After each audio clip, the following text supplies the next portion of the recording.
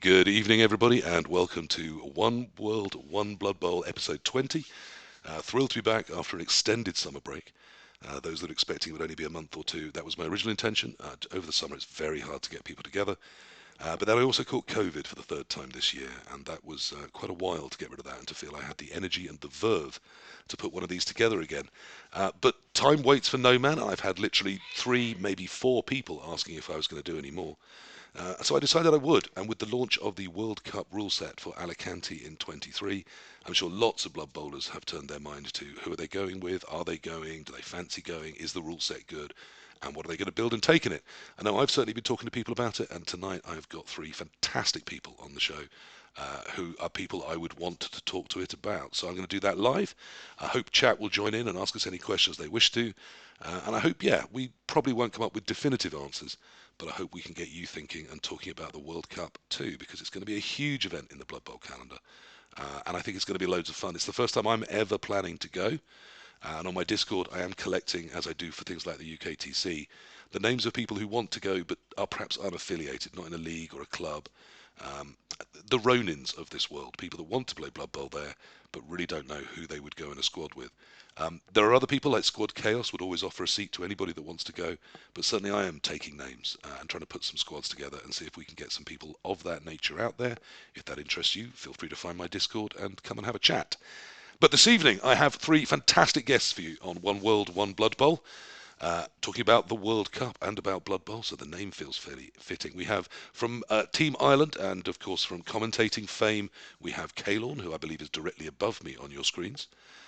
To the left, as you look, the right, as my son insists on calling it, because he's very odd about screens. We have Joemanji, who I think of as Mr. Rule Set, of course, the originator of the Iron Manji rules. And has been cracking rule sets open left, right, and centre, both for advantage for himself and to balance them for others for many years now. So I really want to hear his views on that, but also perhaps his views on a couple of other things that have been happening in the Blood Bowl world. Because directly above him, diagonally over from me, we have the legend that is AndyDavo, fresh off the back of his first ever Chalice win, which he didn't have to work hard for at all, came very quickly and naturally to him. Also, of course, lately he has had Davo Bowl, or the Davo-a-thon in his backyard, where he ran a tabletop tournament, and is also something to do with, and I plan to ask him exactly what, the GGToor, which has been making noise all over Reddit, Facebook, and the Blood Bowl 2 community. An esports event for Blood Bowl people using the Blood Bowl 2 client, but using a NAF rule set. And then we've had three iterations of that, I think, Andy? Yeah, that's correct. Yeah, we're on Yeah. three so far. And each one, Hopefully we get four. stronger and longer and extremely well run. And I've taken part in a couple of them and found them lots of fun. So I want to talk about that as well. But first of all, say hello to Caolan, new to the show. Welcome on board. Hello, PC. Thanks so much for having me on. A I really pleasure. appreciate it. Hello, chat. How are you? So, how's your Blood Bowl lately? What are you up to in the Blood Bowl world? I'm well. So obviously, some people will know me from my work with Jimmy Fantastic. I do a lot of the Chalice cast with him. I've also been lucky enough to work with yourself over on Crystal Hunter and over on Seabros channel as well to do some casting of their live matches during the Chalice. Otherwise, I don't play a huge amount of CCL. A little bit. Got an Orc team I'm playing with in the background this season. I'm quite involved with the Irish Blood Bowl scene. So locally, we have a tabletop group that meets every other Tuesday, and I help organise that. And then the Era Discord, which is the main hub of all of the Irish scene, which is pretty cool. Yet another gift that the British have given the Irish, as well as football, rugby, cricket. Now also Blood Bowl. Now, are you going to kick our asses at that? So grateful, so grateful. Well, I mean, we did finish higher than England at the at the Euro Bowl, but it's the only time I'm going to mention it. I'll never bring it up again. Did you have a good Euro Bowl? Were you there? Oh, it was so much fun. Yeah, I was. I mean, the team were they were fantastic. It was a very interesting experience because a lot of us haven't traveled for Blood Bowl before. Some of us have experience of going for other events, like 40k is my background, and I would have been abroad for a lot of 40k events. But going for a Blood Bowl was our first time, and it was really interesting because you've got your own meta on an island and you don't really know what the story is elsewhere. So it was really good for us to go abroad and test our mettle against some absolutely fantastic teams with the luck of getting Spain as our first draw. Wow. Who were quite highly tipped to be one of the top placers and did finish very, very well. But it was great just being thrown directly into the deep end. Everybody was absolutely lovely. We played 6 fantastic countries. All of my opponents were absolutely lovely. We had such a great time. There was, a few pints were put aside. Plenty of chats about Blood Bowl. Plenty of really, really great and tight games of Blood Bowl. And luckily, we ended up finishing 9th, which was pretty fantastic, and made us the top of the Celtic Nations as well. Well, well which done. was pretty great. Yeah. So we were all a bit shocked. The Irish tabletop scene, does it have a lot of 2-day events, or is it mostly 1-days? So it's an interesting question. It's something we've been working a lot on. To be honest with you, the tabletop scene in Ireland has mostly been just kind of local shop leagues or local kind of group of friends leagues. There's never really been a uniting factor before. But when COVID hit, all of a sudden we weren't able to go anywhere, and Ireland took COVID very seriously. We were all kind of locked down for a long, long time. We weren't allowed to do anything, so there was no social interaction whatsoever. So the fact that Blood Bowl 2 existed meant that we were able to create an online community, and that's where the Discord came out of. And luckily enough, there had been a couple of Discords for Blood Bowl before, but we all merged into one big one. And we now have nearly 400 people on the server, with an active number of coaches in the high 70s. So that's in our main league. So 70 active weekly Blood Bowl games. And then we also have a rookie rumble, which is, get 16 guys, shove them into an event with brand new teams. We have a training ladder. We have other events that go on as a result of it, and we also use it as the hub through which we organize in-person leagues, and where we're organizing any of the large events that are coming up. So this purple patch that's been happening to Blood Bowl in Ireland is as a result of COVID, which is weird. Wow. Yeah. So any of the other events that we've had have normally been 1 day, which meant that you got local people to come to it. So we are setting up a full calendar year. We've got one in each of the main provinces, which is how the country is broken up, and it means that the capital of each of the provinces is going to be able to run their own. One in Cork, one in Mayo, being run by Broadsword Wargaming, who I'm sure a lot of you guys will be familiar with from his YouTube channel. He's also Lathandir, the coach, who's an excellent Wood Elf coach, and he was in the top 15 of the guys at the Euro Bowl playing Undead, which is remarkable. Excellent record. And then there'll be one in Belfast and another one in Dublin, obviously. So those are the 4 calendar ones that we're going to have, which will be dedicated 2 days. As more information becomes available on all of those, I'll be sure to pass it on to the community. Great. I mean, feel free to drop it in my Blood Bowl News Discord. I'm sure Andy would say the same. Thank you so much. Yeah, we'd be delighted to have everybody over. In Ireland. I mean, we're land of 1,000 welcomes, so you're very welcome to come over and have a few pints of the black stuff. And what is the crack in terms of the Irish difference? What have you noticed from the Irish meta that perhaps is a little different, if anything? You said it. I'm going to make you prove it. Yeah, fantastic. It's a weird thing to say, but the lack of salt is actually the very straightforward thing. We're from a very small community. If we act out about dice or something when we're playing somebody, they don't want to play us anymore. And there's so few of us that play the game that we can't afford for that to happen. So there's a very kind of relaxed atmosphere about it. And if something goes wrong, you cannot at all make it anything to do with your opponent. It has to be something to do with the game. So we tend to be very calm about what's going on. There was a lot of emotion being shown by some people at the event, which was remarkable. We kind of talked about it afterwards, and we were like, "Oh, okay, that's an interesting reaction to, I rolled a 4+ here, and my opponent stood up and walked away from the table, and I was like, oh, right, I see. Yes, cool. Yes, I think we've all probably had that once, twice. Yeah, it was really weird because you can't do that when you're in a small community. Or 4 people all bellowing yes in your face when you roll a 2. Oh, I mean, that definitely happens. Like I was at an event, Broadsword ran an event last year, and it was the first time we were playing the proper 2020 rules pack. So there's multiple rerolls in a turn. I double sculled 3 times in the same turn. And on the third one, I was like actually annoyed and looked across at my opponent, who's a very good friend of mine, Shavite, who was just crying with laughter and like just laughing in my face about how harsh the situation was, which is, a really great reaction to it and why you play Blood Bowl with your friends. So you don't get an opportunity to get salty over that when your friend is enjoying himself so much. And I love him so much that I was happy he was happy, you know? So so Now, hopefully there's a bit of I that. do need to And, move on and get the other people in so that we can then talk about some of the yes, rule my set stuff I want to apologies. touch on tonight. Some Were you beer as happy well. when AndyDavo won a chalice? Me? I'm absolutely ecstatic for him. It's great. It's been a long time coming. He's a really good coach. I've learned an awful lot from Andy and from watching his Thank you very stream. much, Caolan. I think you will need to remember whose show this is. Andy, that brings me to you. Congratulations on winning a chalice. Thanks very much. I was devastated for you. Honestly, I was. Yeah, I thought it was a great game of Blood Bowl. it was. I think that was the thing that was the best thing about it for me was that how good it was and how many people watched it. Yeah, we talked a bit about it beforehand. That it pulled everyone in Twitch together. And I think even though that certain people watched certain channels, everyone watched it. Well, how cool was that? Well, I mean, I'd like to think there was a Reddit comment that summed it up very succinctly. That called us, I think, the two most overrated blowhards in Blood Bowl. And I like to think most of those people turned up to see one of us get our comeuppance. And it is proven what I've always said, that I might be the most overrated coach in Blood Bowl. But it was a bit of a monkey on your back, wasn't it? You've been in a lot of chalices with a lot of very good chalice teams. It must feel great to get that finally done.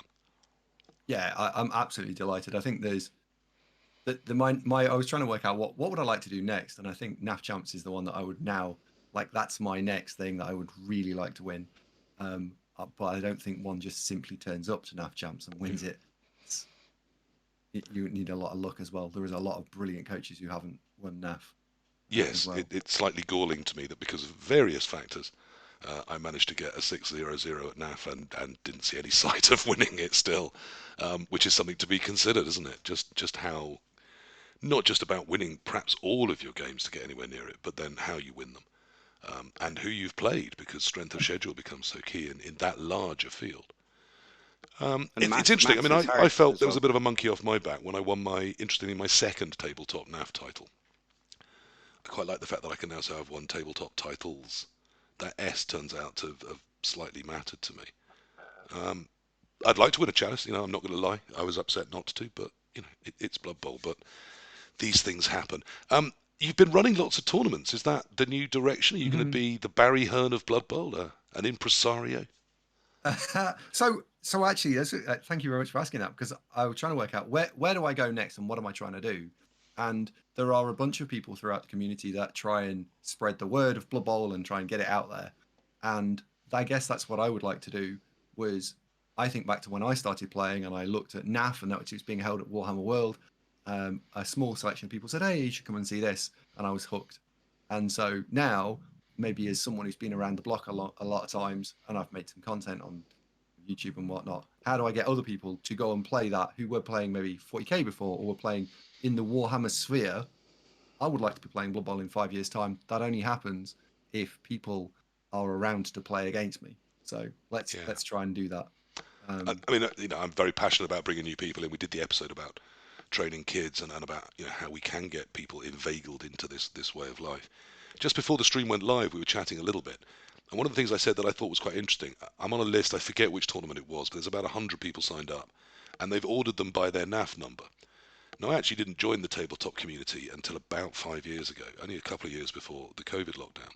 So my number's in the 2,500s, and I never considered it that low. I thought it was quite high. And I've been to many tournaments where, people like my guests tonight are probably in the teens. So I thought, it's quite a big number. But suddenly on this list of 100, I was in the top sort of 15 for the number, and quite a lot of them were beyond me. And I thought, yay! That means perhaps we've got loads of new people coming into Blood Bowl, signing up to the NAF, giving that organisation the strength it needs to really get stuff done and get organised and maybe build a website that doesn't run on Steam. And I think it was Joe who shot holes full of that and said, maybe it's just returning players enlivened by a new rule set. And I think, I don't know where that line is. I don't know how to judge, but we certainly need fresh blood in the sport, don't we? None of us are getting younger, and at some point we will need replacing. I think we've had a bunch of new players as well. I think it's both, is where I think it is. We looked at both Hellboy and Duderino are in the channel now, who helped me run the physical tabletop. And I think we had something like 30 or so new, like fresh, hadn't played tabletop before Excellent. players, which is an amazing achievement. And I'm running the second one. The venue came back to me today, and we confirmed the date today. So it'll be on the 1st and 2nd of July next year at Sanctuary. So hopefully we can get 110 there. So that doubles up the number again, and it'd be nice to get more people who haven't played tabletop. I think that crossover is Fantastic. key. Well, great news and a scoop for us. So the second Davotational will be on the, did you say the Yep. July the 1st and 2nd or June? Yeah, July 1st and 2nd. July 1st and 2nd. So save At the date. Sanctuary Gaming. And then obviously see Andy for tickets because he's in charge of who comes and who doesn't. Larician says, yeah, he's got a lot of new players coming in, about 33 regular players, but even some, 10 new people, a good 10-year-old joining next year. Excellent. It's great to see new people in Blood Bowl, and I really hope the 2020 rules and Blood Bowl 3 both help drive that forward.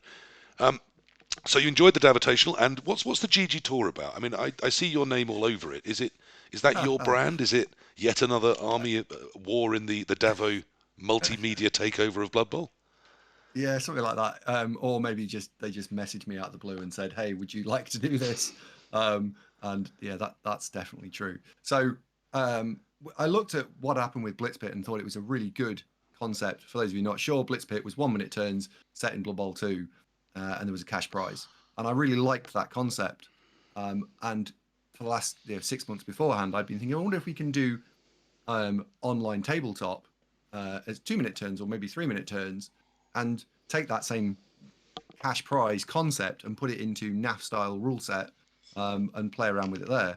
And it just so happened that not one but two esports companies messaged me within a few weeks of one another and said, would you be interested in this? GGTour had already messaged me and we were already up and running, so I was able to get that off the ground. We did the first one, which was an invitation only of a couple of mostly streamers. The second one we hit, which was 64 people. Then we hit 128 people in the second one, and the one we've just held broke 200 people. So I am looking at doing another one in, well, the date to be confirmed, but before Blood Bowl 3 releases and not this side of Christmas. So maybe we can get the magic 250. Well, before Blood Bowl 3 releases just narrows it to this decade, doesn't it? But there is, I mean, Cyanide have said it's coming out end of February the 23rd or 23rd, 23rd of February. Of 23, and that's close enough, and it hasn't been delayed yet, that perhaps it actually will come out. Perhaps we're going to get Blood Bowl 3 out for all of us. And that would be interesting. So GGTour, some point between Christmas and then, you think? Some point early in the year? Yeah, I think because we've got to work around, presumably they're going to release a beta or something like that. I'm waiting for news from them to see what they're going to do. Late January seems like a very sensible place to put it, but other factors will trump that. So now, as we were going to talk rule sets, and I imminently want to, so hello, Joemanji, Mr. Rule Set, welcome to the show again. Hello, thank you for having me, Dave. I gave you the pre-warning of this, and I actually wasn't here when pre-stream you briefly discussed with Andy your views on this. So let me just pull up this was the GGTour rule set, which is just going to give us a little bit of context in terms of what we look at next. So I don't know if you can see that. Certainly the stream hopefully should be able to now. That was the work for the GGTour. I gave some feedback, certainly having played in it. Was there anything that leaps out at you, Joe, before we go to Andy and his mea culpa, or what he's planning next time? Is there any tweaks coming? The first thing I thought it reminded me of Triple Skull's Danish rule set that he did a while back with All Teams Viable, I think it was called, and he broke it down into basically the same thing, which is basically it's interesting. Every single team has its own niche. I thought that was really fascinating, actually. That the depth to which it got into, that like it doesn't just start with like doubles allowed or skills allowed. It like staggers, and like some teams suddenly come out of it and then they're no longer allowed one, then they go back in. I think that's really interesting. That it's almost too deep for me to actually analyze it within the half an hour I've looked at it, because it's so nuanced. More than sort of tiers. I mean, there is a tier 1 which has 6 races in it: dwarf, Amazon, dark elf, lizard men, undead, and wood elf. So that establishes a base level for us. And remember, this is the old CRP rule set. They all get the same number of skills allocated, but then almost everything on top of that both the stacking and the doubles and the number of skills are three variables that Andy's played with, trying to sort of make everything viable at once, which I think is really creative, and I think he did a really good job of doing it. And the team value as well. I played around with that, so it's Yeah. 4. So four values you were sort of messing with to try and balance these teams up. I suppose the fairest question to ask is, how do you think you did? I think all right. I think it's probably somewhere between about 80 and 90% finished in my view. I think Necromantic and Orc were the two that were overtuned. Necromantic need to do something. We need to just tune them down a touch. They went from being, I think, slightly underpowered in the second version, where you had to choose between 12 players or 2 rerolls. And then when we gave them both the 12-player 3 reroll package and the double and the 8 skills, it was just a little bit strong. Yeah.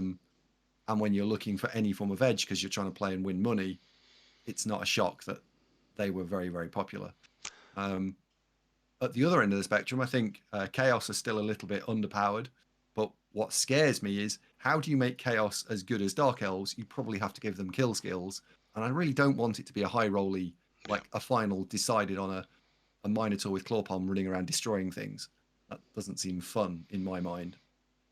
So I maybe need to accept that some teams just aren't quite tunable to the same level as the baseline of Dark Elves, Lizards, and so on.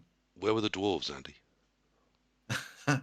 It's not my fault no one took them. It's not my fault.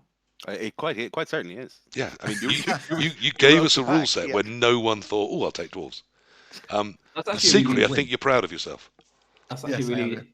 I think that's a really interesting problem with balancing teams in skill sets, is because you can balance the win rate, but you can't balance the volatility. So if, like with the example that Andy gives with Chaos, you can make Nurgle have a 52% win rate if that's your desire, but you do that by just making them almost like removing the coach skill value from it. Goblins are probably a better example, maybe, is that they win when they kill everything. And then you can make their win rate 52% by making them kill things 52% of the time. But that's not fun for anybody involved. There's no game of Blood Bowl happening there. So you have to be quite careful, I think, in do you actually want to balance everything perfectly? Because if you balance win rate perfectly, you almost remove some of the fun and the tactics from the game. I mean, I do coach some goblins, though Yudlugger denies that. I would think I'm going to speak on behalf of all stunty coaches, because why not? I'm perfectly qualified to do so. I actually don't want stunties to be balanced to wood elves. If I'm taking stunties, I want to be slightly up against it. That's the kind of the point of choosing a stunty race, is that it's not going to be easy. And the massive crowing you can do if you then do win, of course. I mean, it's all about that for me. I also don't think Blood Bowl can ever be 100% balanced, but I do agree. I thought Andy did a really good job of getting us to near to that all teams balanced sort of seemingly Scandinavian ideal. So with that said, of course, let's move on to the main meat of what we wanted to talk about tonight. Just really quickly, if you don't Sure. mind, PC, Come on in, Kevin. just to say quickly about the GGToor, that I mean, Andy did a fantastic job, but his admins that worked in the background were exceptional. I know Collie and J-Leave and Giraffe and Max just put in an absolutely incredible effort, and I think they really should be thanked by the whole community for having done such an amazing amount of work. I think that's an incredibly important point. I think AndyDavo very much the David Beckham for the Qatar World Cup of the GGTour, you know, going around loving things and being the pretty face that everyone is flocking to. Very much, you know, some of the other admins were doing the migrant labour work in the background, and hence an incredibly well-run tournament. I thought from the Blood Bowl side, the Blood Bowl people involved were just faultless and ran it incredibly well. So yeah, well said, Caolan. Absolutely, and I'm hoping that we can look forward to a World Cup as well run, but with perhaps less deaths than the one we're experiencing in football currently. So we just briefly, I wanted to look at every single page of this. So the very first thing I notice when I look at this, and I'm perhaps very stupid, it says the World Cup is in Alicante from the 7th to the 10th of September. Now, I did take my socks off and have another go with my toes, but I've added that up. That's 4 days. Am I really going to be expected to coach 4 days of Blood Bowl? I've never been to a World Cup. Can someone explain? I think the hall is just open for the vendors and things on the Thursday. So the Thursday is just a meet and greet. Do I have to be there to register that day, or is the registration likely to be the Friday morning? We don't know yet. Okay. Previous times you have had to register on the Thursday. On the Thursday night. Yeah. So the teams are probably looking to be there on the Thursday to register, to get settled, and then 3 days of solid Blood Bowl. Yeah. Cool. That's the plan. Yes. I mean, I think that's a stupid question, but if I didn't ask it, I'd think, why didn't I talk about that? Because I wasn't 100% on why 4 days were there. Yeah. So obviously that's probably not what we want to spend most of our time thinking about. But let's head into the meat of it. So creating your team, it's 11-5, so 1150, which seems to be reasonably the standard level that the Blood Bowl 2020 rules are getting created at, rule sets. And then that is to buy absolutely everything, of course. And then once you're in, there's no TV for the game, no competitive TV, so no prayers for anyone that ends up slightly over or under. And then we come to the tiers and skill sets.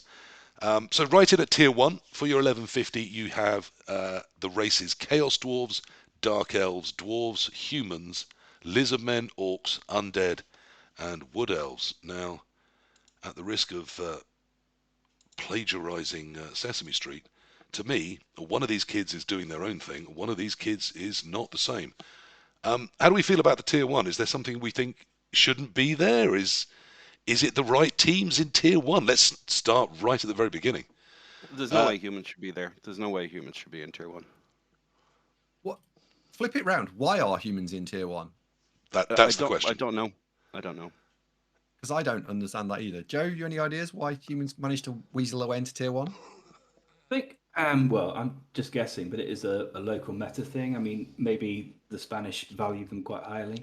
I know that I played the Spanish guy with humans in the Euro Bowl just gone, so clearly they like them. I think you saw that in the Malta rules as well. It's like they had high elves in like Nowhereville. That's, I presume, just because nobody in Malta played high elves. You're always gonna get these little things. It is wrong. Wrong is strong. Yeah. Let me see if I can just make this a little bigger for people as well. Look at the seamless skills of the stream. So as I said, Chaos Dwarves, we're quite happy with them as tier 1. I mean, they don't have break tackle anymore. Are they really doing that well? Hack Flem. Yeah.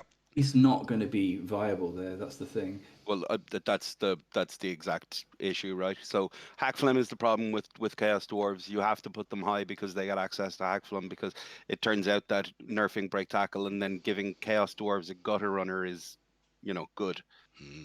So they have to do something about it, which means that they have to be shoved up to a higher tier. It's not fair. It's not right. It's unjust, and it makes me very sad. But it had to happen because Hack Flem is just too good. So you give up all of your skills to take him. I think you get 1 skill if you take Hack Flem. So that's probably not worth it. But otherwise, I mean, you can still make a pretty good team out of it. You still get 4 guard, 2 block, and a Mino. And the Mino's pretty good, I reckon.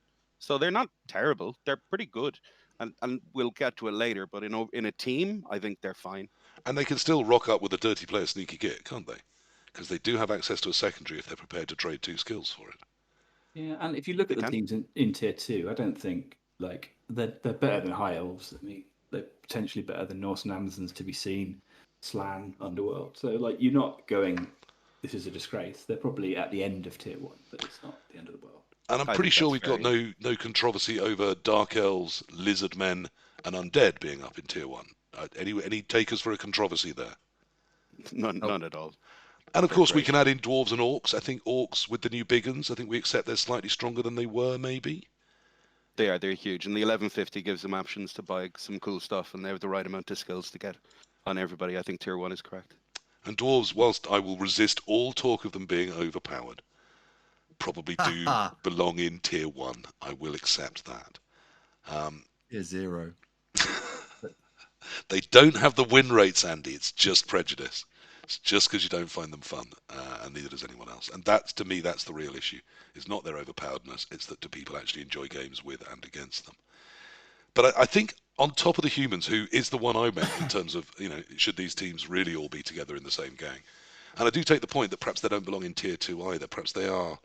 If there is a tier 1.5, perhaps that's where they would land. But of course, there isn't quite the granularity for that. I want to talk a little bit about Wood Elves. Should Wood Elves still be tier 1? Is anyone going to coach Wood Elves? I mean, Yes. the catches got slower, the money got slightly wrong for them, although it has gone up, slightly compensating for that. Dancers don't leap anymore, apparently, ever, I've heard. Welded to the ground, war dancers are. Fine, let them burn. That's fine. No problems with it whatsoever. I mean, in terms of a legacy, I don't think anybody's particularly put out by them still being tier 1 and being maybe they should be a little bit lower. I don't really think so either, because I mean, jumping over things is really good and a new mechanic in the game. So leap adding +1 to that, ignoring a tackle zone is really good. It's not like you're really significantly taking down on what they do. They're still Wood Elves. You still get 2 war dancers. So I mean, I'm fine with them being in tier 1. Would They're you They're take still them? tier 1. Would I take them? No, because Dark Elves are better. But if I was taking it for a team event, I don't see any reason not to. They're still very good at doing things. It being played by a competent coach. I know Team England had Core playing their Wood Elf team, and he did very well for himself. He got, well, I think he did very well. Mostly draws. Didn't lose a game. Didn't lose a game for the weekend. So there Yes, you I go. think I it know was it's Core. 2 wins, 4 draws, or something like that, wasn't it? 2 wins and 4 draws. Yeah, I know it's Core, but nevertheless, Wood Elves are still absolutely fine. Do we agree, David? Andy, you've been shaking that head. Yeah, it's the money that doesn't slot with them. So, I mean, we haven't got to them yet, but there's a team in tier 3 that could really do with a little bit more help. And I do wonder, actually, when building these rule sets, some teams do really well with the 1150, and some teams, it's not the number of skills they're given, it's they need a little bit more cash. And really, you could say, I'll take 50k off dwarves, and just because they're so cheap, and you could give 50k more to some of the teams that are a little bit more sort of strapped for choices, and that would open up the number of different rosters. Necromantic in tier 2 are a good example of, you can pick from either A, 11 players and 3 rerolls, or B, 12 players and 2 rerolls. Yeah, let's have a little look at that for tier 1 before we move to tier 2. In tier 1, you do have 3 different skill packs available to you. You can have 6 primary skills, which I think most of those races are used to building with. Orcs might feel they're a little short, humans too, but most of the rest are used to building with 6 primaries. You can have 4 primaries and a secondary, or 3 primaries and access to a star, but there's a slight complications about stars we'll come to in a minute. Are any of those tempting anyone here? Does anyone look at those and think, oh, excellent, a secondary will really solve this race or that race? We should immediately put in the caveat as well that if somebody wanted to, the reason to take the second is so that you can stack a second skill on one player. So one player may use a secondary to take a second primary. So on the purpose for example, orcs being able to get a mighty blow tackle blitzer are the same with humans. Are indeed on humans to take a sneaky get dirty player catcher. Yeah, so a secondary can be what we would think of as a double or a secondary, but it can, as you say, it can also be a stacked primary, can't it? Yeah. Yes, it can. Yeah, so that's the main reason the only main reason you take the secondary, and in the top for the tier 1, the only real reason you're doing it is probably to go for the stack rather than the other way. I think if you were humans, you'd have a block ogre and 4 guard potentially. I'm not saying that's right, but that's a thing someone might do. And leave your It'd be great if naked. they were tier 2 though, Joe, right? Then you'd actually be able to play them. Yeah. I mean, I'm not a lover of skilled big guys. I want my unreliability just unreliable, and I'll rely on the things I can re-roll. But yes, you do see a lot of block ogres, and it is a powerful piece. You know, it does get a lot done. Gets through the work. I mean, I sort of think I don't see a lot of need for dwarves, dark elves, lizards, undead, even wood elves to look beyond primaries. But orcs are used to having that extra hit, and humans maybe too are used to having a mighty blow with something on it. Tends to be how they deal with elves. Yeah, the mighty blow tackle is a thing. So I think that's a problem with humans, and one of the reasons that I think we feel that humans are in the wrong bracket is because of the fact that they can't get that without giving up 2 skills, which is a huge thing. Is anyone going to say there's a race that... Sorry, Joe.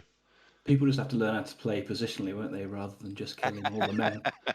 Okay, well, so the wood elves just used to leap in and take all the balls, and then the orcs just used to kill all the men's. So are we moving to a different meta where it's actually the minute-to-minute coaching decisions rather than the power of the team? Do you think that's possibly what 2020s are forcing on us? I wonder if sneaky git orcs are going to be a thing. And I think Yeah. maybe fouling. So Yeah, teams fouling can is get Yeah, Yeah. fouling is the fouling is the thing. Like, so piling on is gone, so it's all about fouling now. And guard being, because another reason that certain teams like that are very good is because you have 4 guard guys, and then guard working on it as assist for fouling. Yeah, I mean, we Means all you know can get guard a was goblin in. underpowered and needed a It buff needed in this something rule to, set. yeah, exactly. So the fact that it now applies on fouls, it's perfect. But defensive exists, so it's basically balanced. Yeah. So I mean, I've always loved orc teams that don't use a Mr. Throw but use goblins instead. The natural home for a sneaky git. I think that could be quite powerful and quite fun. And importantly, your goblins, you don't want them exposed. You do want to try and keep them alive. So the fact it can foul and move on is so key as well. So I had a look at orcs earlier today. It's just a little tight in terms of the skill budget, and I mean, you can build a lovely team, but then there's a lot of unskilled players on it. Either just blitzers trying to do it without anything on them, or naked big uns. Neither of which particularly thrill me. But we need to move on, obviously, because time is passing by us. Tier 2's obviously interesting too. There we find Amazons, Elven Union, High Elves, Necromantic Horror, Norse, Skaven, Slan, and the Underworld denizens who've been rocking all over Blood Bowl 2020. They get 7 primaries, 5 primaries and a secondary, or 4 primaries and access to 1 star player. Same question again, is there anything there that doesn't fit in either direction to anyone here? Skaven. Yeah. All 4 of us say Skaven? Yeah. Okay. They were the top 2 individual ranked coaches at Eurobowl with 12 and 11 points. Nobody got more points than that. And they're also currently ranked number 1 individual coach on NAF. So Olivier Dulac, the French coach, is now the new NAF number 1. NAF number 1, yeah. Fair play to him. Skaven, who got a serious boost in BB20 with multiple rerolls, effectively turning them into a much better team than they were. Which is really interesting, actually, because they are not doing anything new. Remember Jim Jiminy? But we nerfed one turning. Yeah, but Jim Jiminy was playing Skaven exactly the same way as Olivier is now, 12 years ago. And it's just the fact that multiple team rerolls has come in that has suddenly made it work. Because it means when you have the turn, when you go in and do all the stuff, you can actually make it work. And so often you fall apart on the last go for it or something, and now you don't do that. There's also the reliable rat ogre is a big deal. That's huge as well, and just massive. Yeah, it's huge, and also the 1 turner as well. So yeah. No, I don't want to get too deep into because what we did is we did nerf the natty. It is impossible to build natties. Natural 1 turners in any type of build just can't happen in Blood Bowl 2020. Sure. But you can get within a sidestep of a natty, can't you? Very easily. Well, yes, you can. Yeah, but it just means that you don't have a guy just like we've had a really great 8 turns, and then the other guy just sets up his guy and walks in. That's gone, which Instead is great. He needs 1 push. You need to, but there's setups that you can do. There's at least some play involved. There's some dice involved. It's not just one guy moves the entire length of the pitch. Very true. So it's good that it's gone. And if it requires that you have a specific type of build, etc., in order for you to be able to get away with it, at least that's something. Joe. 1 turn is, in my experience, a lot more common in BBT20 than in tournaments anyway. I know it's different in leagues. Nobody really bothered with the movement 10 guy, and in the tournaments anyway. Obviously, leagues do differently. But at UKTC this year, I got 1 turn 4 games in a row, and that never happens previously. You should work out better defense, I think. Yeah, well, have you tried putting all your guys in a line at the back? Yeah, it was partly that. I had Dark Elves, and if you lose a couple of guys with Dark Elves, there is no defense. Yeah, absolutely. Yeah, but it's a fair point. But that's a reason why suddenly maybe you don't want to take, even though they're the best team, you suddenly think, oh, actually now this is a problem, isn't it? Because if I physically can't defend 1 turners with Dark Elves, then suddenly that's a problem. Yeah. It's one of the reasons I got a fair bit of change out of a sneaky git on the Dark Elves. Because if I'm losing players, then at least I can take out some key things using sneaky git that might make that harder to do the 1 turn back. But yeah, I do accept that strong as Dark Elves are, you're right. If they lose any people, they don't have a good 1 turn defense, and there's a lot of 1 turning around. I don't want to get too deep into specific builds, but yeah, the Juggernaut on the Rat Ogre is quite important. And then you've got enough gutters that you can perhaps nominate just 1 to have sidestep, keep that 1 dry, and then your 1 turn is pretty powerful. That's the reason as well that we're all commenting on the fact that they're in tier 2 is that they have that extra skill. So not only you get the Juggernaut and you get the sidestep on one of the lads, and that's your 1 turn sorted. So that's why maybe they're a little bit too low. I would put them higher. It's only one primary skill, isn't it? Is it really that big a difference? Yeah, it is. Yeah. And you can also put leader on a thrower if you really want to. You've got, with the 7 skills, you've got that flex. So you can be building 13 players and 4 rerolls, or you can go 14 players, 3 rerolls. Like there's a lot of flex in there. And as Joe says, you want all the rerolls on the turn you go. Or you can say, screw it, I'm just going to save my rerolls for the 1 turn, and it's going to work. It's just going to work. With 3 rerolls, it's going to work. And the Skaven thrower, he's quite key to the plan, isn't he? Because he now actually throws the ball well. Yeah, he does. Yeah, he's probably the best thrower in the game, right? Move 7 and passing 2 and sure hands. So yeah, he's probably he is actually. I mean, don't throw the ball is the best advice I can give anybody who's playing in the new rules. But if you are going to do it, the Skaven thrower is the best. He's fairly cheap. Whilst it's only 1 skill, it is 1 skill 9 times, so it's really 9 skills. So it does have an impact. Oh, I like that. Yeah. So it's 9 skills different. That does make it sound awful, doesn't it? Okay, so Skaven we think might be in the wrong place. We think they might be a bit good there. So we can expect to see lots and lots of Skaven on squads. Anything else leaping out from that tier 2? I mean, Amazon, does anyone really know? Should they be there? Are they any good at all? No idea. I think they're not very good at team event, or they're not very good in leagues. I don't think you need to get a lot of work to put some stuff in. I think the blitzers are not very good. I think we desperately need to know what hit and run actually means, and whether or not you can actually build a 1-turner now, etc. But the blockers, you've got to give them 2 skills, and you've got 2 Zara the Slayers, or 2 Carla kills. Move 6, strength 4, agility 3+ with blodge, with 1 skill. That's incredible. And defensive. Don't miss defensive. Don't miss Which defensive. means even if you've got a wall of guard, that doesn't help you take them down. No, even if you're playing against Slan, who can jump in with their guard and then go in to strip you, you're not getting any use of that guard. That's another reason to have a Slayer on Dwarves, is that if you have a strength 3 team and you don't have Dauntless, there is no way you can get 2 die on that player as long as they have 1 either side of them. So as long as they're in an eye cage, you can't use guard to get your strength up. I think they're going to be interesting. It's true, but if you have that as your ball carrier in the middle of your cage, then you have 1 strength 4 player and no guard. Previously you had 4. So whilst that is a really great ball carrier, where are they going? If you just stand in front of them, what are they going to do? Well, don't you have blood spam over the rest of the team instead of guard spam? Your backup are 50k line women with dodge. Sure. Which is, I mean, how do you deal with all of that dodge? Because they just go and do what they want. Your long bids all have tackle. Yeah, well, they're also, the fact that they're in tier 2, I think it's fine because they're not tier 1 anymore because they don't have access to the cooler star players.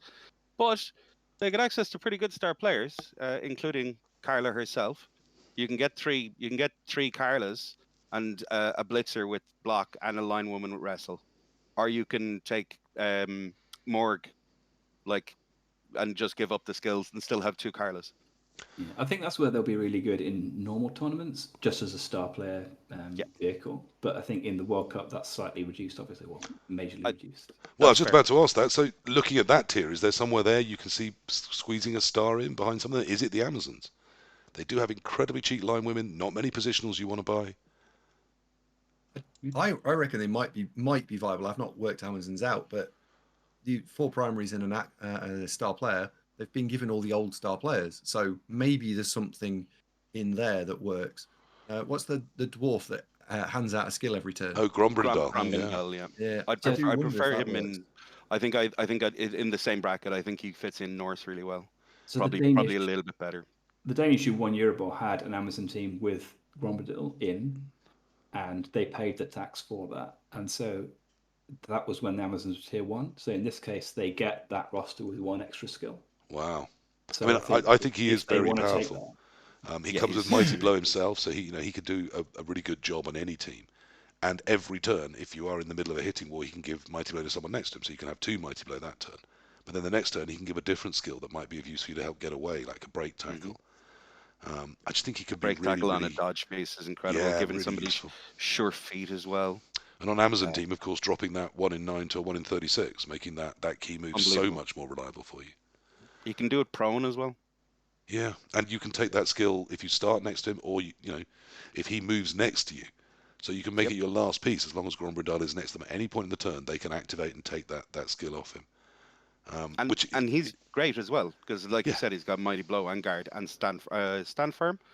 I don't think he's got And guard. I think he's Mighty Blow, Stand Mighty Blow, Firm, but stand not firm, guard. block. yeah, Yeah, block. he's a blitzer. He's a blitzer who also is passing 3+. Yeah, so he's agility 3+ and move 5. So yeah, Yes. he's a very, very good player. Is there anything else really up in that tier 2? I mean, High Elves, we think that's probably about right for them. Necro, you tend to see them about there. New Norse. Slan, I mean, they do get the multiple reroll assault turn, as Andy was saying, and as Carr's been abusing. And then Underwhelm. I mean, are they really tier 2? Shouldn't they be tier 1 by now?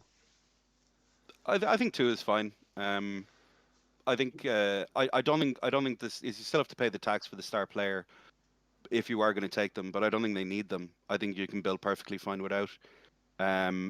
And I think having all of the extra skills is probably better because you get a dirty player in there as well, and 2 wrestle and a tackle and a jugs roger and a 2 heads gutter runner. And you still get swarming. You still do get, some powers to do things, and can't a you? bribe and a keg or 2 bribes, or because they get the cheap bribes as well. Mm. So I think you might be giving up I think 2 is fine because if you want to take a star at 2, you end up with not a huge amount of skills. And if they were in tier 1, I don't think you could. I don't think they quite have enough overall. Now, in the disco of the World Cup tiers, it's 3 a.m. We're turning the lights on, and we're going to have a look at tier 3. Yes, it's chew your arm or go home with this one time. Tier 3, we have Black Orcs, Chaos Chosen, Imperial Nobility, Khorne, Nurgle, and Tomb Kings. It's the hopeless. It's the also-rans. It's the teams that Oh. are terrible. There's none of What? these worth any kind of shout at all, is there, AndyDavo? What? I think tier 3 actually needs splitting into 2 tiers. There's 3 teams in there that are actually viable, and I think there are 3 teams that are garbage. Covering the ones that I think are terrible, that's Nurgle, Chaos, Black Orcs. I don't think there's a place for those at all, on anyone's rosters. Even if you give me 10 teams, I'm not picking them 3. And then the other 3, Nobility, Tomb Kings. I think with that rule set, I think you can maybe make them work. And a tackle Mighty Blow on Tomb Kings is a concern for me. And I think Nobility, because they've already got so many good players, I think you make Nobles work. If you're a coach that plays that, I think you can make that work. I mean, And then Nobles there's, for me, I of think they're a course, really interesting roster. They're terrifyingly good against, as long as they don't get wiped off the field, they're terrifyingly good against Dwarves, Orcs, Khemri, anything that wants to use hitting and to gain movement. They just stop you dead. You have to find a different plan against them, and that's incredibly hard for teams that don't famously have a plan B, really. Their control is great, but their offense is absolutely garbage. Yeah. They have no offensive ability whatsoever, and because of the size of the thing, you can't even build a decent roster. And so virtually any elf team, you can't can get just the say, all control. right, you've controlled that part of the field, I'll just go somewhere else then. Yeah, They're 100%. really not fun, good. but their players are massively overcosted, so you can't Yeah. really build anything. Yeah. I And think then Tomb you left Kings- out Khorne, Andy, because, I mean, obviously that's the worst of the bunch, isn't it? That's the... Well, that's the one that I was looking at, and I've now played something north of 20 or something games in tournaments with them, and I think that they need the 4 block Blood Seekers. You need 3 rerolls, 12 players to make them work. The problem is that doesn't really fit into a build, so you need to put leader on one of the Khorne Gors. The moment you do that, well, what are you going to do with the big guy? I need a block on him as well, please. So I now need 6 skills and 2 doubles. We haven't even talked about skilling the Khorne Gors, and to make them viable, I need 2 or 3 guard on the other ones. You've So got they never 5 normally and 2. give- Is that close enough? No, it's not. It's 1 Doesn't short. do They it, need 6 and 2. They really should be in tier 4 to make them properly. At 6 in tier 4, I would be taking them. That would be my World Cup team. Could you In settle for tier 3, Juggernaut on your Blood Spawn? work because the turn ordering's all wrong because you can't open your turn with you want to be using your blitz early on in the turn, and if you're blitzing over 9 games with your big guy as your first, second, third action, it's going to bite you, and people are going to be like, "What do you mean you lost?" Well, I lost because the Bloodspawn shit itself, right? That ultimately is what's going to happen. I And would so you actually- need to be doing.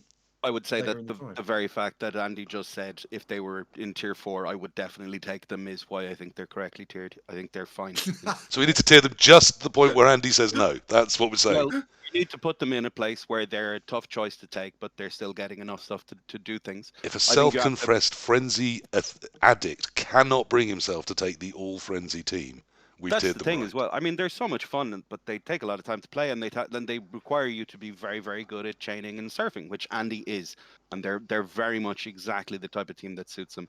But I think they're fine where they are. I think that extra skill makes them very good and makes them much. Yeah, it's one of those.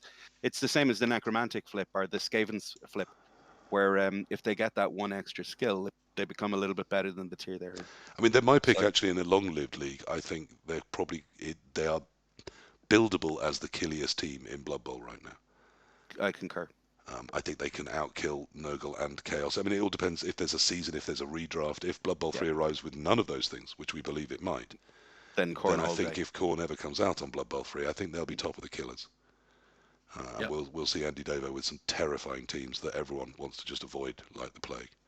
I look forward Until to it. then, I guess you'll have to stay with your doggies and take Necromantic. Joe, your feelings on the tier of doomed races. Is there anything in tier 3 leaping out at you? I think we are taking Tomb Kings to the World Cup. That's the one team we've decided upon. The ones that makes you really.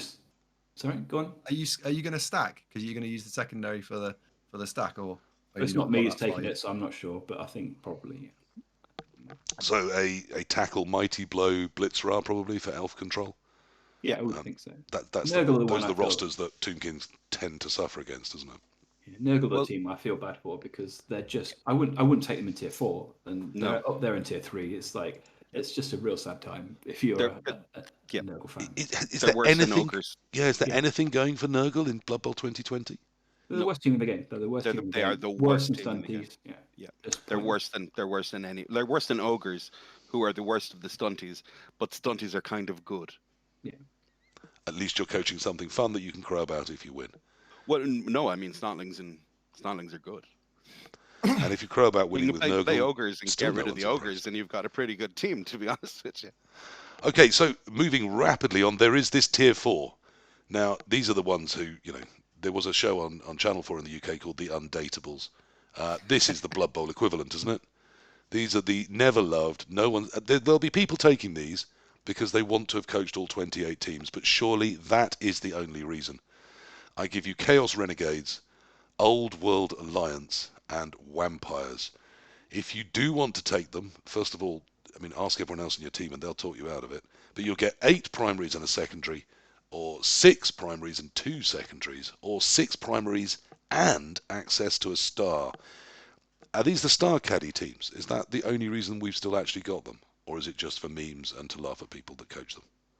Maybe for OWA. OWA can take a star because you've got a lot of skills, so you can probably take a star there and still get some stuff in. But I think loads of people are going to take Pact. Pact is quite popular, and I think it's fine. Yeah, I think Renegades it's great. look really good. Yeah. Renegades look great. I wouldn't be surprised to see them in every other team. Yeah, 2 block big guys and then Juggernaut on the Rat Ogre, and then all your other skills. Rat Ogre, not mine at all. Yeah. Just for that reliability factor. Yeah, and the tail is big. And the reliability is massive, and the tail is a big deal as well for the elf games. The only thing I might do is maybe I was talking to some people about taking 2 heads and dodge on the elf. Yep. Which is kind of cool to take your secondary there, but I'm with Joe though. I think I would rather the reliability. When of you've got both 3 big guys, including a Juggernaut, sweeping the path in front of you, do you really need an AG5 dodger? No, but I still think it's an interesting idea. I think the fact it's cool because there are options available to them, and I think you wouldn't necessarily get the same list every time. I think coaches. I think if I was married to Scarlett Johansson, I don't think I'd see Uma Thurman on the side. I don't think I need an Agility 5 dodger on my Chaos Renegades. Okay, so we are going to see some of these teams. I kind of agree with Old World Alliance. My thesis with them has always been they're completely terrible. Most of their players are terrible, particularly those gnomes that they've misnamed as dwarves, which offend me on every level. But they've also got really expensive rerolls that no one can use. So they're sort of perfect for a NAF build where you go very edgy with very low rerolls, rely on your ill-built skill rerolls, and that says to me, perfect place to put a star. Yeah, 100%. Does that add up? Am I crazy? No, Denmark had an Old World Alliance with Griff roster that they won the Euro Bowl with. Although that was Trolls, who is absolutely mad. and always take something completely crazy. But it worked. I mean, I think that's the natural mix for this, isn't it? It's put Griff. Well, and as Chat's saying, Larician in chat is saying the same. Old World Alliance with Griff, very, very strong. I mean, those gnomes, they may not be any good to do dwarfing, but they can take a hit. They've still got AV9 and Thick Skull. They're really good. They can also take guard. I think I don't think OWA so they're a bad team, and if you've played against them, you'll definitely beat them the second time you play them, unless they've got some stuff in. But they do come with a lot of skills. At the core of it, it's a bunch of asshole dwarfs with guard and then human speed, and that's really good. There's debate whether you take the tree or the ogre. I think the ogre is actually nice because it leans into the speed thing. But yeah, they're a lot better than people think. They actually won the first two events we did in Ireland in the 2020 rules were both won by OWA, Wow. by a very good coach, admittedly. But yeah, we were all a little bit bamboozled by them. We spent an entire car journey from Cork to Dublin with me making fun of him about his thing, and then he 3-0'd me in the game in the final round, so I had to eat crow the entire way home, which is fair. I have always called Blood Bowl the hubris engine. 100%. There But is one team we've not discussed in Tier 4, the Vampires. Are we just all moving on and pretending they're not there? Is there any hope for Vampires until they get a spike or a Is there a reinvention? vampire team in Blood Bowl? Sorry, I didn't realise. Yeah. I think Vampires are fine. I think they build it differently. I think you'd want to be on the ball. I don't think I wouldn't take them because it's a team event, and I wouldn't want to let the lads down by them just going full vamp. But I think they're fine. I think they're cool. I think Animal Savagery is kind of grand. I think Animal Savagery is grand in general, though. I think Eliod's idea of taking 6 vamps to start is pretty good. 6 vampires is kind of the way to go. Because they don't run off the pitch now. If you're not activating them, they can just stand there being a tower of power. Exactly. But doesn't that mean we've completely moved away from what vampires used to do towards something that just doesn't feel like you're coaching vampires? It feels more like ogres or something. Well, a little bit, but they're shit in a different part of the game. Instead of, and there's a little more thought about the start of the turn rather than the end of the turn. You're not playing the game backwards, which is kind of nice. In that I don't have to put the thrall in and then work out how I get up to him and all the rest of that. You're playing the game in the way the game's supposed to be played, if you know what I mean. They play it. They're really random and everything else, and sometimes they'll fuck up on you. But I think they're fine. I think they're really fun, and they can take Cheney. And then we've put all four stunties in exactly the same tier. So halflings, goblins, ogres and snotlings are all in tier 5 with 8 primaries and 2 secondaries, or 6 primaries and 3 secondaries, or 6 primaries and 1 star, or 4 primaries and a whopping 2 star players. Now, isn't this controversial? Halflings have been rocking on some data I've seen a 50% win rate, or slightly over. Goblins about a 33% win rate. And particularly in tournaments, I've been hearing a lot of things about very competitive snotlings. And grifflings, for the halflings, putting griff or even morg on a halfling team. Shouldn't goblins have their very own tier where they get a lot more than those other 3? That's essentially my question. No. Joe, talk about what you said about balancing everything out with win rate. That was a really good point. Yeah, well, not to repeat, but yeah, if you make goblins good, then they're just going to ruin everyone's fun. And, it's going to be non-games all the way around for both players. Some games won't work, and then the goblins will lose, and then they'll be sad. Does anything leap out of the stunty tier to you guys? I think snotlings are still viable. You don't need to take those stars. There are some other very good star players that will work, and I think snotlings, unfortunately, might make some World Cup teams, and I think they'll just delete people, and someone will have a story of how they played snotlings and got absolutely annihilated, and it was miserable. Yeah. There's a good point in the chat. Again, from Raging, yes, that goblins have just got in the almanac that we've seen a couple of reviews for online. If you haven't seen those, they are around on YouTube. The almanac is going to bring us most of the goblin stars back, including the much missed Ripper, who makes his return and comes with an inbuilt re-roll that he can use, making him even sexier than he ever was. We got to see Ripper's feet. Yeah. So that's good news for goblin coaches who do need a bit of a pickup. They are struggling a bit. I don't think everything should be balanced, but I do think goblins are suffering a little bit and could use a bit of a fill-up. Anything before Would we you move on? balance to most teams? So let's take some of the silly teams out, where you only balance them by making them be able to kill things. Should we be moving towards a meta where instead of 4 or 5 or 6 teams are balanced, what about 15 teams, right? Should we move towards that direction? I'd like to see the vast majority within a sort of 45 to 55 band, and all Well, non-stunties within a 40 to 60. that's already where we are. And that's pretty much where we are. I'm Yeah. not sure we need to balance more than that. But we've talked about some of the other teams in there. So Corner horribly overcosted. Imperial Nobility horribly overcosted. Necro a little bit overcosted. I'm sure there are others if we just went through the list. And it just so happens that 2 of those teams are some of my favourite teams. So maybe that's why I see it. You have Dark Elves, Andy. Just play Dark Elves. This is karma for what you did to dwarves in GGTour. This is payback. This is karma. They've got room for 2,500 people at this event, right? If we were to break this down and have each guy in your GGTour style, the admin work in that and checking rosters for that is just absolutely ludicrous. Yeah. Being able to quickly scan through something and go, that list is fine, that's grand. Yeah, it's sort of something that's going to come on to the end, but I mean, we've been through the tier list. There's only a couple of wrinkles to talk about after this. It is a complicated thing getting. I don't know if they will get 2,500. It was 1,750 at the last one, wasn't it? So it's possible. It needs to be a rule set that everyone can understand, can grasp, and can instantly go, right, here's what I can coach. But it also needs to have lots of races be viable so that it's fun and there's diversity. And every squad is going to have to bring at least 6 different races to bring. Do we think they've done in the main, given those really different pulls on what they're trying to do? I mean, one sentence answer. Do you think they've done a decent job? Yes. Yes. Decent. Yes. If we're talking about people taking Renegades seriously, then they've done a good job. Yeah. Okay. Good. So we've got some quibbles with where things should be. Someone has specifically looked at what Andy's got in terms of a coaching record on NAF and screwed those ones. But outside of that, we think they've pretty much put out a fairly balanced rule set that we're mostly quite happy to think of going and coaching.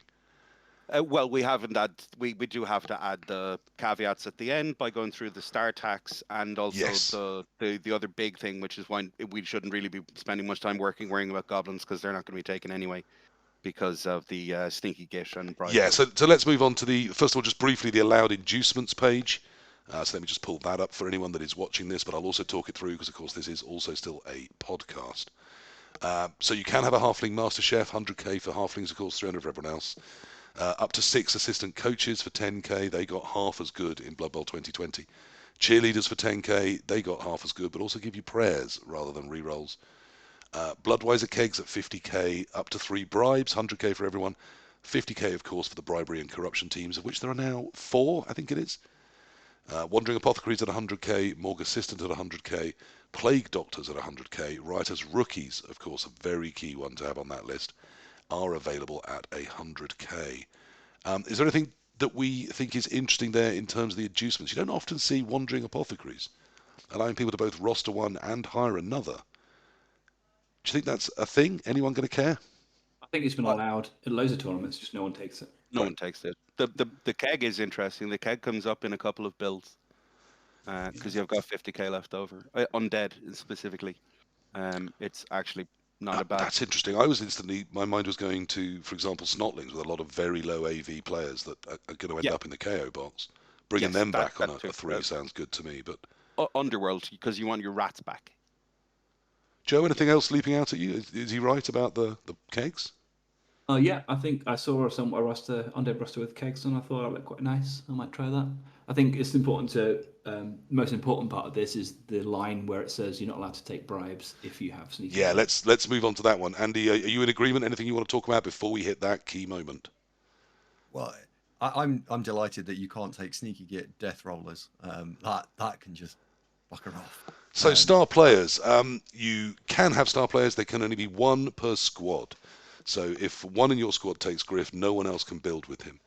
If you've then got Morg on someone, again, that's only once in your entire squad. As we've spotted, you also have to pay some skills to have any kind of star. And then, as you can see on the right here, there is a star player tax for certain star players. Those being Morgan Thorg, you pay 3 extra primaries to have him. Griff is also 3. Deep Root Strong Branch is 2. Hack Phlegm is also 2. Krieg Rustgoucher is 2. Bomber Dribblesnot, making a lot of noise at the moment in terms of possibly the new fun overpowered thing people have found. You pay 2 extra skills for him. And Wilhelm Chaney even gets a little tax of 1 there. Again, anything leaping out as thank goodness they have, or why haven't they, or what is that one doing in that list? I'm delighted that they did something about Bomber because he's ridiculous. For those of us not in the know, Joe, you play a lot of tabletop. What's wrong with Bomber? Well, if there was no tax on Bomber, then he would have appeared in every single roster, I would have thought. Well, not every single, but like more than half of rosters. I think on Fumble at the moment, in the competitive division, there was a stat where Bomber appears in more games than he doesn't appear. Because he's 50k, everyone can spend it out of their treasury to buy him, and he's completely busted. You'd pay 150k for him, potentially, and you might think that's a reasonable deal. I mean, he was okay in the rule set before. I always said as a Goblin I would never hire a Bomber on my team because I can rent a better one for 10k more, and then I don't have a Bomber for the next match, which is a better option for me. What's made him even better than that? What's the key difference? It's his special rule. So if you throw it at the ball carrier and then they catch it, then you can automatically make them blow up. And you can only do that once a game, but you only need to do it once a game. But yeah, once per game, making the ball carrier blow up is very, very good. And bombs have mighty blow now. Yeah, it does sound like a good thing. And bombs hit people on the ground. I mean, they always did, but it is another factor, isn't it? That anyone within that radius takes a mighty blow hit. And it's weird that so the game it's difficult to pass, and then Bomber comes along and just like is really good at passing, and then if you catch it, he blows it up. So in the new rules, if you catch the ball, you roll a dice, and on a 4+, it explodes before you get a chance to throw it back. But Bomber's special ability is that he automatically makes it blow up, which is very, very strong. It's only once per game. But yeah, he's 50k, and it's basically it's a race to see who can buy him first in most of the games. Because if I don't buy him, my opponent will definitely. Is there anyone missing from the star list? I mean, we're used to seeing Morg up there, Griff, Hack, Phlegm, and now Bomber. I don't think anyone was surprised to see him there. But we've also added to that Deep Root, Creek, and Wilhelm Chaney for just 1 extra skill. Do those 3 make sense? Are they making some noise? Yeah, Creek is mental. Yeah. He's Creek is insane. crazy. So he's got a free bribe, so which automatically works. Yeah, so that's incredible. And he was a hell of a player beforehand. Hell of a player before. Move 5 ball and chain. That's incredible. He's just really, really good, and he comes at a free bribe. Cheney there probably because of the vampires being so low, and because of Khemri being so low. Because Cheney plays for Khemri. Wow, so there's quite some controversy about the ones that are in there. As we said, still some good stars that maybe aren't. The Amazon stars are not being available for the World Cup, so that means the North stars are though. So we've got barrel throwers, people pushers, and they come. There's one that comes with guard and strength 4 that I faced that was a bit of a nightmare. But those are the ones that are getting tiered out at this particular thing. And then we move to the big rule that Andy wanted to talk about. Oh, I'm moving the wrong thing again. Bear with me.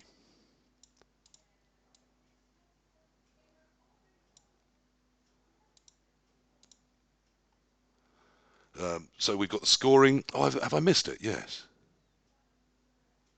Where is that special rule?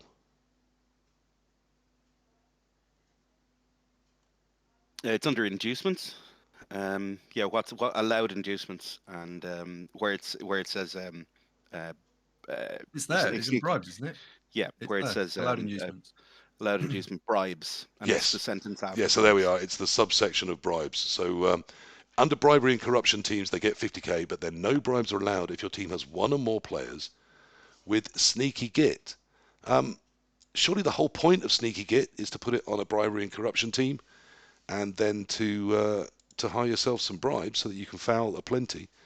That's how you're getting it done. Why is that there? What's gone wrong that's made us think that's a bad thing? Death Rollers is with Dirty Player +2 stacked guard. It's a major problem. I've seen this year that UKTC have not stopped that as a problem, and in fact gave dwarves 5 guard and 1 double. And I think dwarves then sit in their own little special tier noticed. of S, and every single team event, all the competitive teams will take a dwarf coach. Well, you Every could single hope one. that your opponent forgets that he's got 12 players, Well, as happened in the final. Sorry. Yes, I after the I don't NAFC know this the year, person me making the joke at their expense. after the It NAFC was this funny. year, I went to eBay and bought myself a death roller. yeah, I Yeah. want to I try don't it. think It looks it's fun. it's not just a death roller problem. I think it's just absolutely crazy broken on its own. Like on Underworld, on humans with a halfling guy. It's just the combination of sneaky git and a bribe means you're getting sent off 1 in 36 times, and there aren't 36 turns in a game, so it's very unlikely that guy's getting sent off. And if he's with guard now working on fouls, if he's hitting a player removal every other turn, then that's 6 players off a game or something from 130k halfling or whatever it is. It's like, well, that's wins the game on its own. And the wrinkle on that is you can never get hold of him because after he does his foul, he wanders off behind the Exactly. screen again. Yeah. So he's never exposed either. Yeah, it's pretty horrific, isn't it?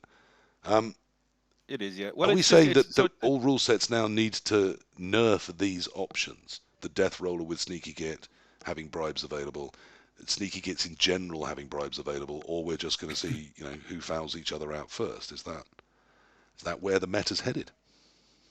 Well, not every it needs a strong word because there's lots of local tournaments where people aren't playing to this kind of degree of debauchery, and so you can just have a nice fun time. But yeah, if you ever go into a serious competition, then it's probably advisable. And it's a really interesting one. I don't know quite what to do. I suppose you could put things. You don't necessarily need to give a double to things that are in tier 1. I think that kind of fixes the main problem. But again, as Joe said, it doesn't stop the lower teams from doing it. The unfortunate thing is that the only player who comes sneaky gate or that has dirty player is the goblin hooligan, who you just can't take. And one of the reasons to play goblins is to take that guy because he's great. But fouling is a new meta, which you can still absolutely put sneaky git on that dirty player. You just can't then get bribes. yeah, but I mean, you need bribes to play goblins, right? Because otherwise your weapons all go off. So yeah,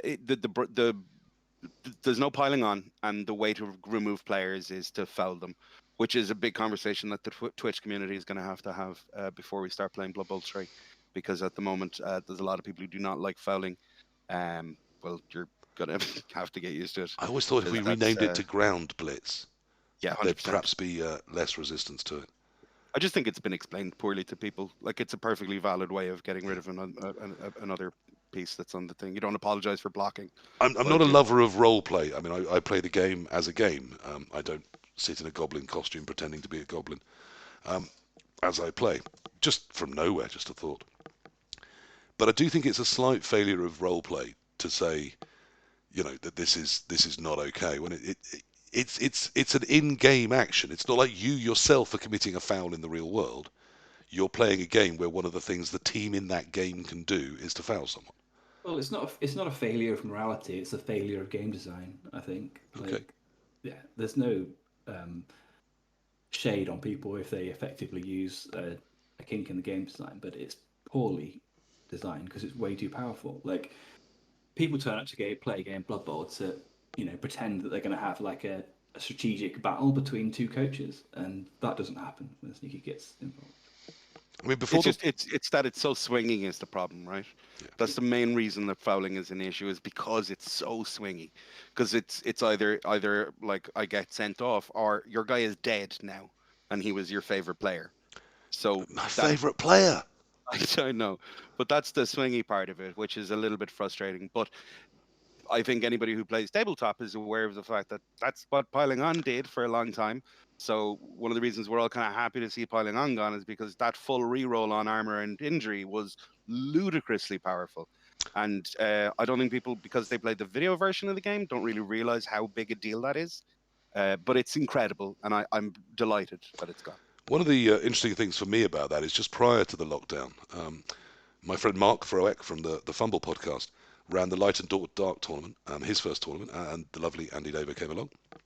And a friend of mine called Neil Watt came, and he set about, basically he said before the tournament, I just want to come up for fun. I'm coming all the way out from Brighton. I just want to have a laugh.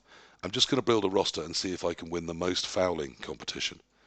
and he threw 36 fouls in 3 games, averaging 12 fouls a game. One of those was against you, wasn't it, Andy? And I believe you described him as a wanker that just came along to foul stuff with no plan to win. So I do plan to have him on the Toxic Blood Bowl edition and ask him about that experience from his point of view. How do you feel now that the whole meta has moved towards wankers who have no idea how to win? They just want to foul your team out. Is it a concern to you? I don't remember saying that, but yeah, that is a quote, isn't it? Wow. Sounds like you. Neil's a lovely guy, actually, and he didn't mind at all. He chuckled about it. Oh dear. Well, I've played Blood Bowl 2 today, and I've just observed someone doing exactly that. They had no intention of actually trying to win the game. They just tried to snap all my toys and put them in a box all folded up. I guess it's because I view the game I'm trying to win games, and so when people actively go against that, and it's going against it's fine. Going against it when you have no way of stopping them, and it's become a runaway train, that's when I take issue with it. Maybe I'm just wrong though. Who knows? No, it's a different thing. You're trying to build a team towards Chalice, and you're doing this thing, and it can be frustrating when other people are doing something that'll get in the way. I played the American guy I played at the Euro Bowl had 14-man Skaven roster built around one DP, and the DP got caught on his 8th foul. All 8 were full 10+ removals of my elves. So I just couldn't play the game. I had 4 elves left for the game, so it was hilarious. I got absolutely ruined by this one DP. How dare they, Joe? They're bringing randomness, silliness, and fun into a game that is clearly all about establishing who has the better brain. This is a wrong thing, isn't it? It's a disgrace, frankly. It's a fascinating undertone to it, actually, because this playstyle was always in tournaments anyway, going away from leagues. Like this playstyle was always in existence, and people always play this way. But in BBT20, it's become the meta.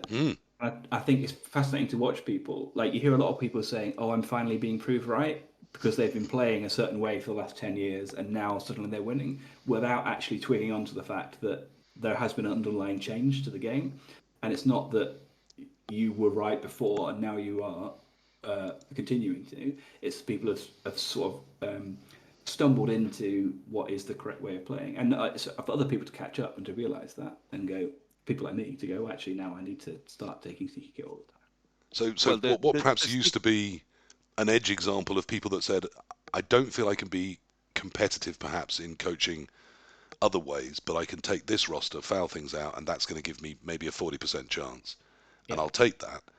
And now you're saying that people perhaps were used to having a 60% chance in their head, or if you'll say Dionysian, a 90% chance in your head, perhaps need to think to add that extra 5%, I need to look at my fouling game and see if that's up to scratch, Yeah, absolutely, yeah. I think you can't just go in with a BB16 or CRP mindset and just assume that is going to continue to work in the same way it always has. So wow, we need to be fouling, we need longer rosters, and perhaps no Apo. You don't necessarily need to fouling, but you need to be aware that the fouling is a possibility. Maybe you take a larger bench or whatever that may be, and just ignore that part. Well, we have some tabletop Blood Bowl 2 people on, more. Yeah. And we some Blood Bowl tabletoppers on, and we do expect Blood Bowl 3 to arrive. This new rule set, we haven't touched on it yet with the builds. Apothecaries haven't changed in value, but have got notably worse. In that they haven't changed at all, but badly hurts, instead of being half of your injuries, are now going to be 5/8 of your injuries, isn't it? Or no, it's 6/16. 6/16, yeah. So it's notably worse to have an apothecary. Anyone not bothering with them anymore? Are they done? Are they a thing of the past? Is a keg better, particularly if you've got low AV? Just use it on a KO instead. It's fine. Turn 1, turn 2 KO is, if you're playing Dark Elves and someone knocks out a Blodge Blitzer on turn 2 or 3 of the game, you just use it on that. It's just as good. And of course, they do still work on badly hurts. They just don't. They work even worse. Yeah. Badly hurts still happen. Just because they're less likely doesn't mean they are suddenly 0% chance. So okay, that's fine. So I'm still building Dark Elves with apothecaries, but increasingly I'm looking at it thinking, are you punching your weight? Could you be another reroll? Yeah, or 12 man. I like 3 rerolls and 12 men. Like that's the. Yeah, I'm not using. I haven't been using an apothecary on my Dark Elf builds. I mean, I think the reason for that is because of the way the money is shaken out, and so you can now afford to buy 12 men. Whereas before that was never an option. You had to you literally had a reroll or an apothecary, but now you have 70k spare, so you can actually just have the 12 man. So I think that's why people are doing it. Yeah. And I 3 did the- rerolls is great. You can foul with 12 men.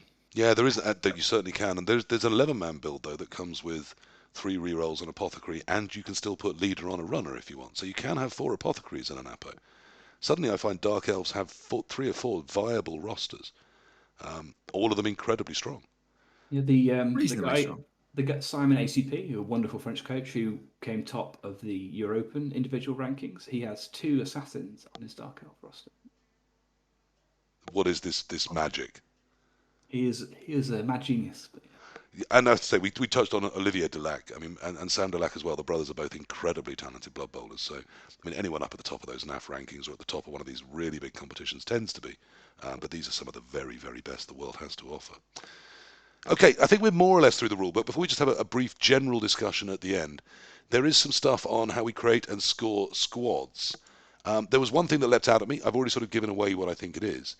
It's all very standard. It's a 6-man squad, 3 games a day for 3 days. But you can have a 7th member. So you could take along, for example, a Dimmy G, and not really expect him to, play Blood Bowl or, another non-playing person.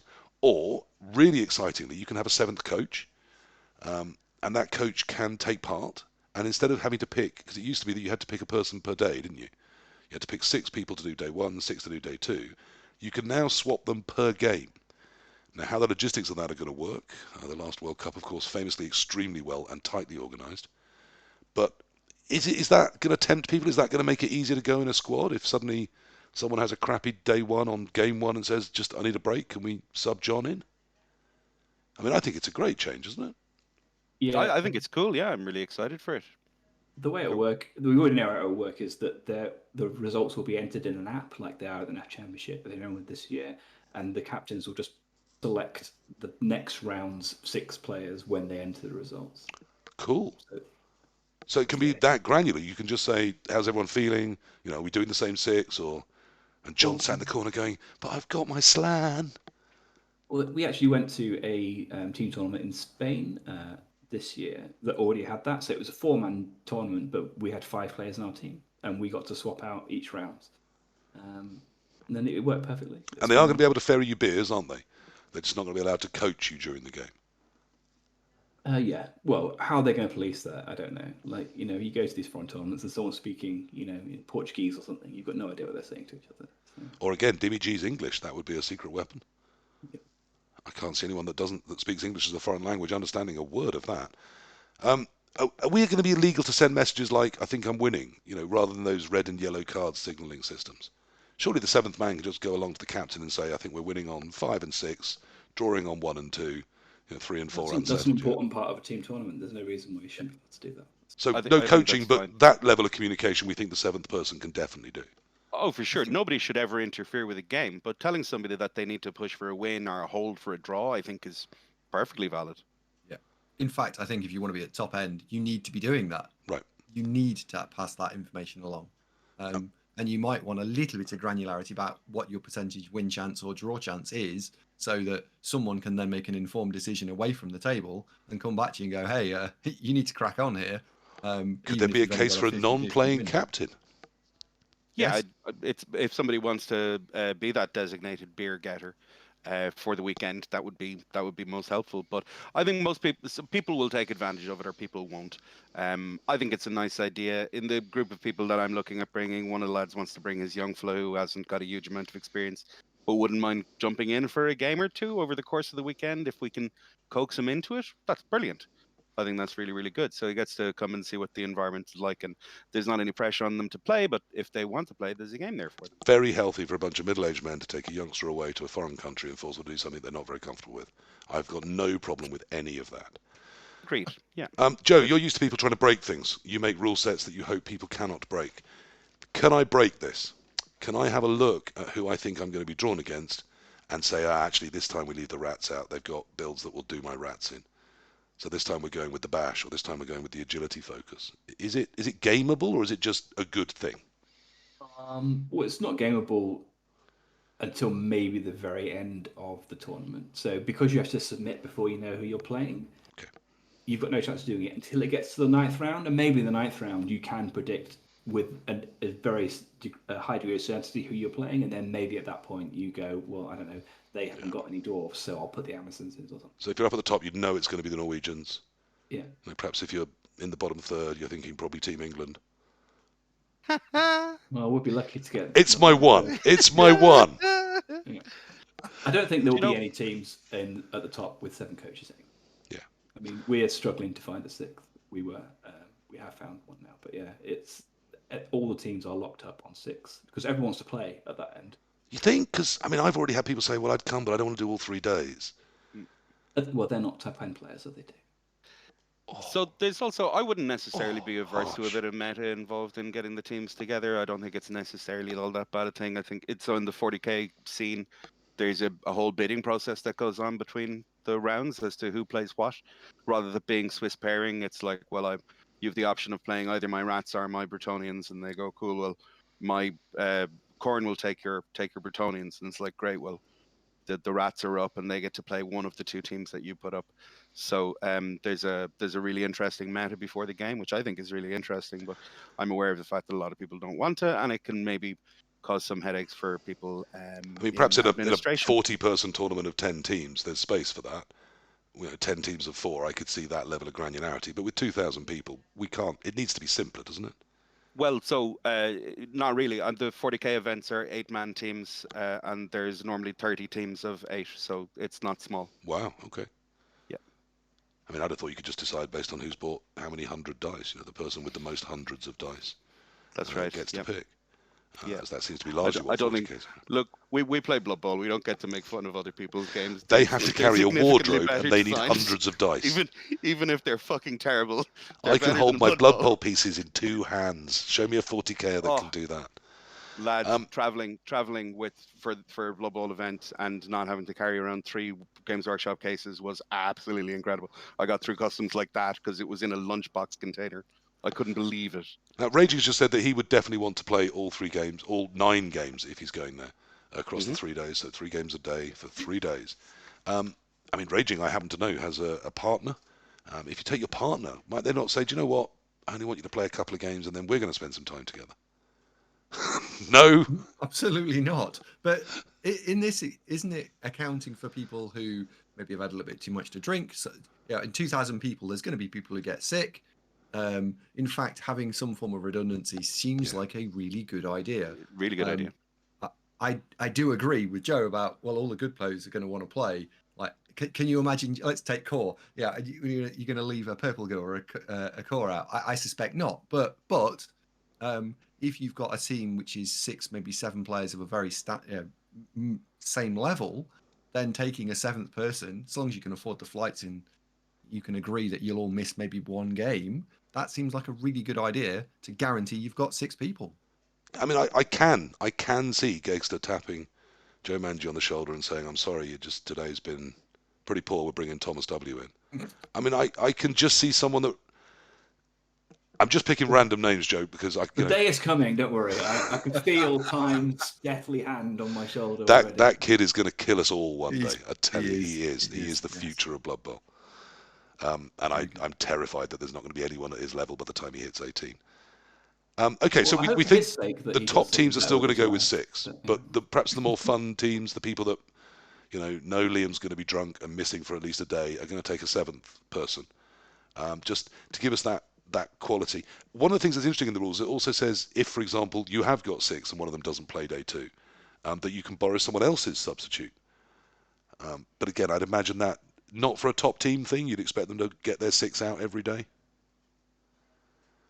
Yeah, of course. But again, it's for somebody who's, felt poorly and they we were drinking with these guys last night, but one of the guys got ill, or one of the guys was out drinking with the Irish last night, so he's done. So you need somebody to cover. So I think that's a good idea. I mean, so I guess the message I want to say is if you are on a squad of 7 and you think, I'm only going to get a few games, there's a reasonable chance you might be asked to sub into another team and just get to play some Blood Bowl that way. If really you just want to play the Blood Bowl, there's probably a good chance to. With perhaps 2,000 people, certainly I'd have thought well over 1,000. Someone's not going to feel ill that day.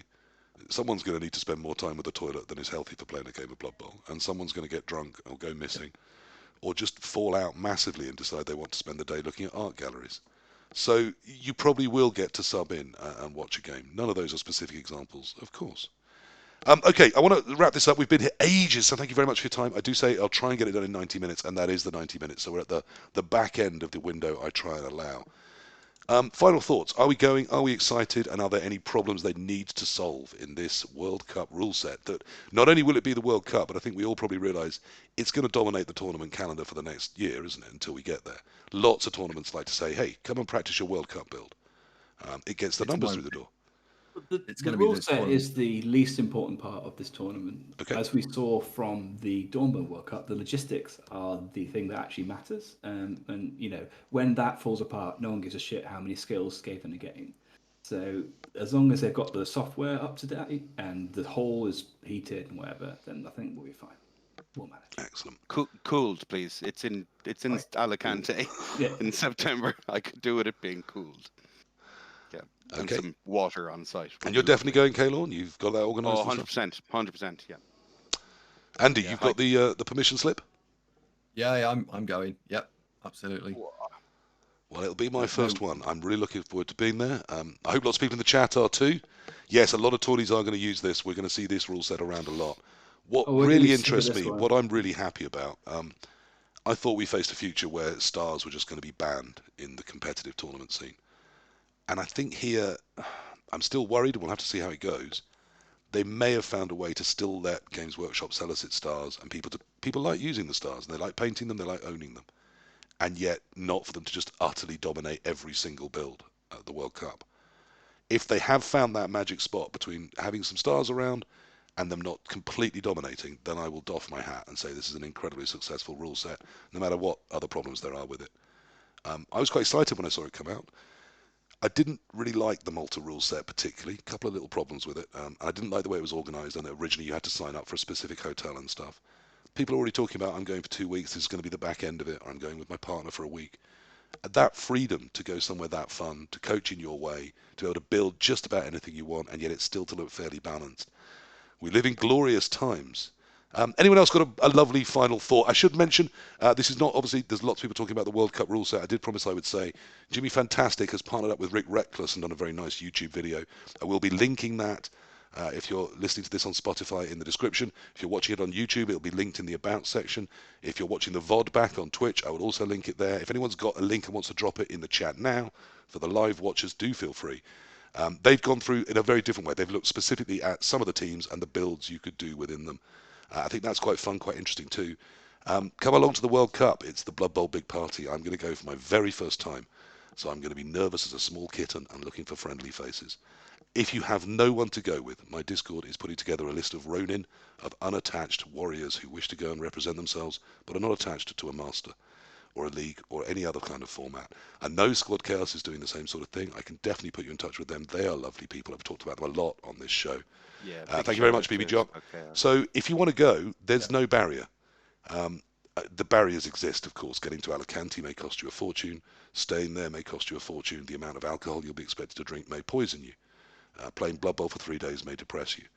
But really, the barrier is not one of, I would have no team to play with. That can be solved. If you want to go to the World Cup, come to the World Cup. I think it's going to be a hell of a party. I've got loads of teams. Ask me for a team, I'll bring you a team. Yeah, I mean, borrowing the plastic or the metal from people or people you're in the team with or even people on other teams is very standard and easy to do. So don't let that be the barrier either. If you think you can afford the time and the money, come along and play some Blood Bowl. Joe, any final thoughts from you? Thanks for coming on. Yeah, just to echo that and say that the World Cup is a fantastic event. It's like a huge party of Blood Bowl. You don't worry about the standard of the Blood Bowl, playing the games. That's not the important part. The important part is meeting 2,000 other nerds who love the game that you love, and you'll meet loads of them and you'll have a great time. Yeah, do bring deodorant. I mean, really, do bring deodorant. Andy? Yeah, I think it's going to be... I can't wait. It's going to be amazing. It's going to be the best thing that I'll have gone to for years, I think. So I'm super excited. I've watched a little bit of the I think Rick you've and Jimmy had children thing, born within the definition of years. Just Yeah, two of his sisters got married last month. Like, when he's there. Yeah. Three of my sisters got married in the last 6 weeks, and it's still I'm years. only trying to So it'll help be you. fine. None of them watch this. They're not big enough nerds. It's fine. I like the Rick and Jimmy coverage. I'm also planning on doing the same thing. I'm going to do it by tier. So it'll be 5 videos over 5 different tiers. And I'm looking forward to pulling the rule set apart. I would love to see them just quickly fix Skaven and humans and just flip them. That would be a great thing to change. But we're 95% of the way there. And I think adding extra people into a squad is brilliant. So I'm delighted. And if there's they've got one extra standout options pick of the in. race, it's not that big a problem, is it, Andy? No, indeed. You will get criticised for it for months. Yeah, people will just it's bring it fine. up, won't they? Like you make one tiny mistake in adding up a roster and people never let it lie. We've been very good. We haven't mentioned that today. Chat has. Oh, okay. I That's did. a shame. I did. I'm fine with it. I live my history. It's all over my face. Look, guys, thank you very much for coming on. I'm so pleased One World, One Blood Bowl's back. I love these chats. I hope people in the community do. As I said, several people, as many as 5, did ask for this to return, so it is back. I don't plan for it to go anywhere.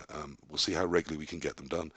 If you've got any ideas, I do have a Discord, and on my Discord there is a channel solely for this content. Feel free to drop anything you want on there or in a comment to any of the other forms it goes out. If you've got an idea for a show, if you want to come on the show, even if you hate the show, those cheer me up immensely, people that have proper rage about this existing. I just do it because I like talking about Blood Bowl, and luckily I have some lovely people in the world who like coming on and talking to me as well. That was One World... What an ending. That was One World, One Blood Bowl, episode 20. Thank you very much, and good night.